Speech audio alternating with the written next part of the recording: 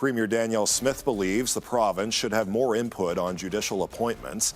Alberta's 3 chief justices have issued a rare public statement emphasizing the need for the courts to remain independent from government. Smith wants changes made to the appointment process at the Alberta Court of King's Bench, the Alberta Court of Appeal, and the Supreme Court of Canada.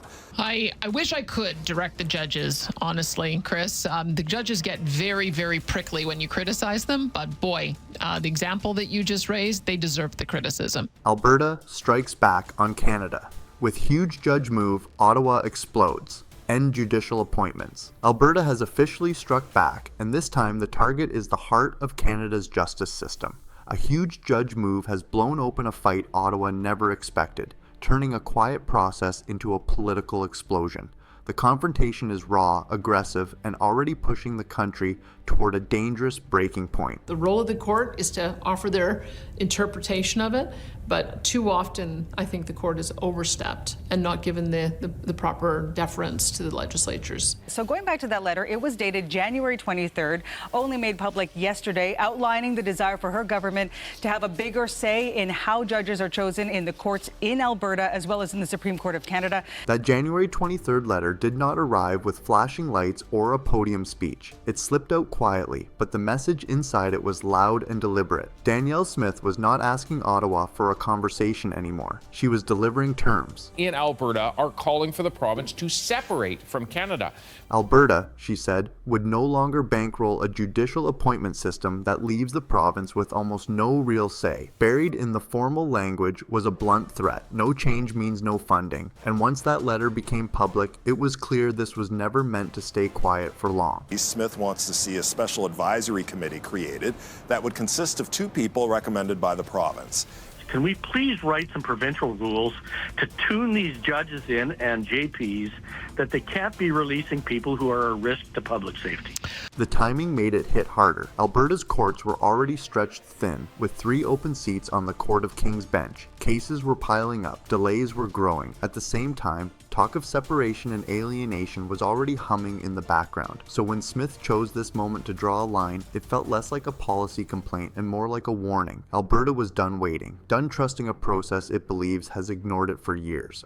This was not a negotiation dressed up as reform. It was Alberta saying the patience phase is over. Smith's comments were made on her radio show on Saturday in response to a call-in question on bail reform. The Premier in Alberta, Danielle Smith, threatening to withhold funding to support new judicial appointments unless the federal government gives the province a say in who is picked. What really jolted Ottawa was the leverage. Smith was not floating an idea. She was threatening to pull money from the very system that keeps judges flowing into empty courtrooms. Funding for judicial appointments is not symbolic. It is the grease that keeps the machinery moving. Without it, vacancies vacant, hearings slow down, justice stalls. Smith knew exactly what she was doing when she said Alberta would withhold that support until its demands were met.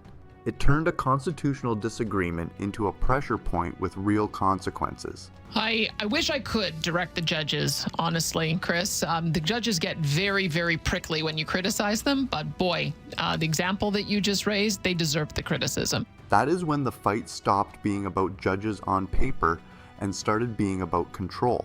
Who gets to shape the courts? Who gets to decide what voices matter? Ottawa appoints judges across the country, but it does not do it alone.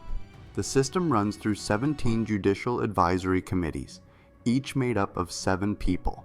Some come from the federal government, some from the province, one from the Chief Justice, others from national and provincial legal groups. On paper, it looks balanced. From Alberta's perspective, it feels crowded and distant. This isn't the first time Smith has criticized how judges do their jobs. She raised the issue in a year-end interview with a staff member while discussing her government's use of a notwithstanding clause in government bills affecting transgender youth and adults. Here is the part that fuels the resentment.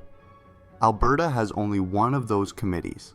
One table where its interests compete with federal voices and legal organizations that do not answer to voters in the province.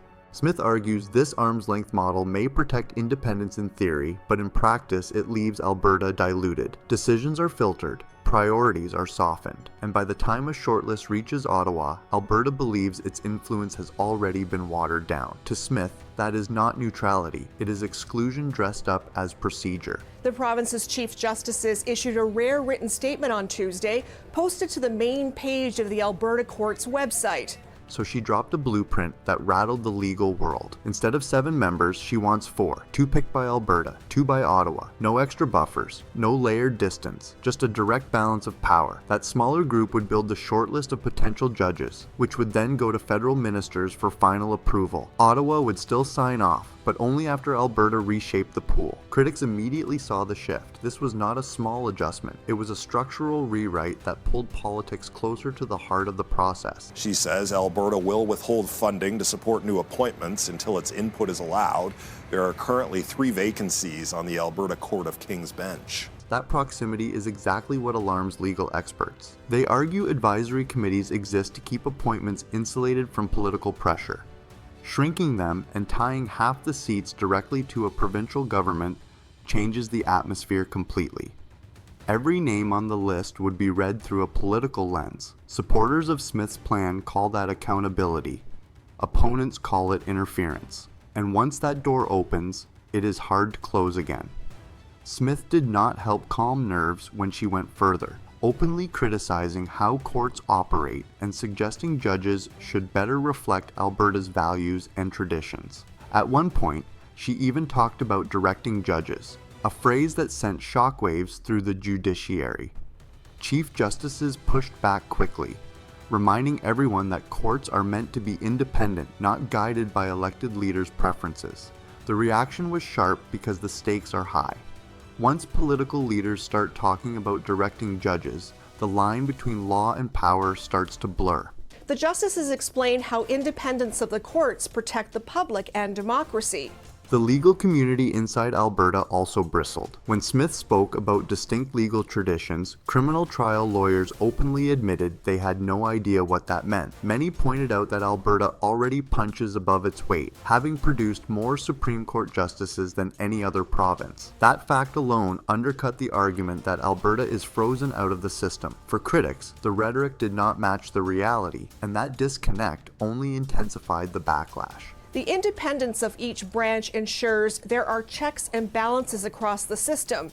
It is the foundation of a healthy democracy. Ottawa's response was swift and defensive. Justice Minister Sean Fraser emphasized that judicial advisory committees are designed to protect independence by keeping appointments at arm's length from politics. The message was clear. This system exists for a reason, and dismantling it risks long-term damage. The NDP added another warning, saying courts are already underfunded and overwhelmed. Cutting funding over a power struggle would not hurt politicians first. It would hurt ordinary people waiting for their day in court. I don't know whether any of her comments have skated over a line, but you wonder if they're concerned that she skated close to a line.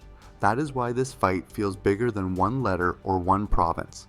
It lands in a moment where trust between Alberta and Ottawa is already fragile. To supporters, Smith looks like a leader finally pushing back against a federal system that takes Alberta's cooperation for granted.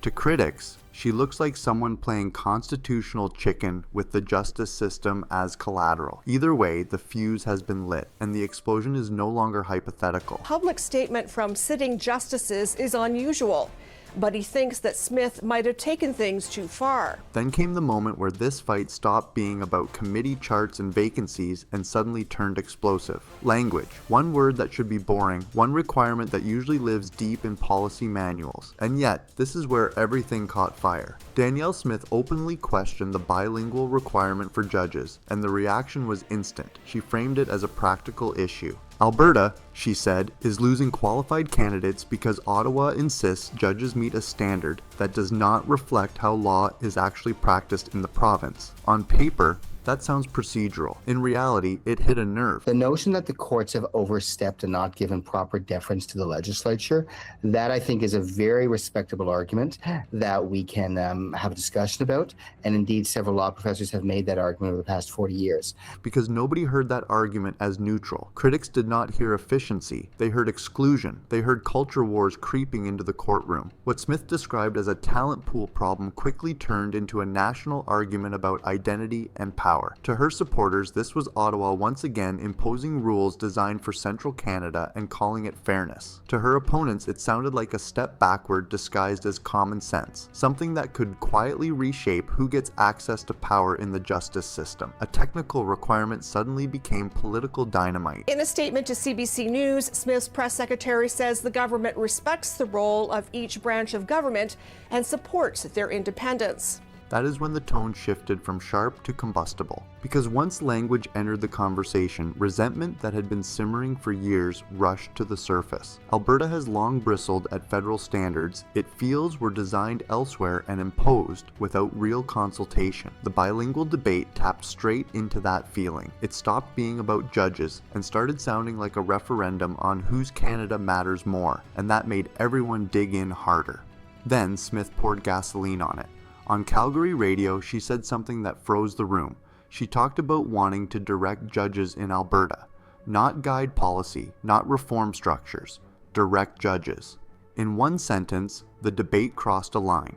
Chief Justices responded almost immediately, warning that judicial independence was not a suggestion, but a cornerstone of the system. Judges do not take directions from politicians. That is the whole point. Once that wall cracks, the system does not bend, it breaks. Now, this comes after Premier Danielle Smith said she wished she could direct judges. The legal community recoiled. This was no longer a philosophical disagreement about process.